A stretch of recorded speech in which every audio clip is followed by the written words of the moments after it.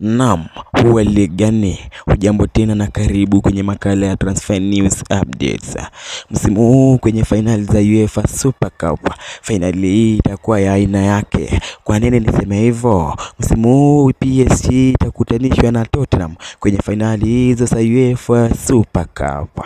Ya nini iwe ni tofauti? Ni kwa mara ya kwanza timu ya PSG na timu ya Tottenham itakuwa inatinga kwenye finali hizi.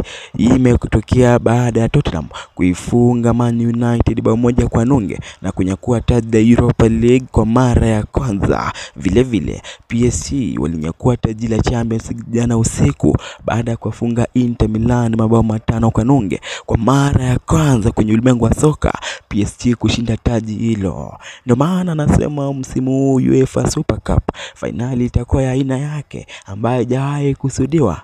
Meaning huenda PSG ama Tottenham wakanyakua taji la Europa, taji la UEFA kwa mara ya pili zaidi ya mwingine.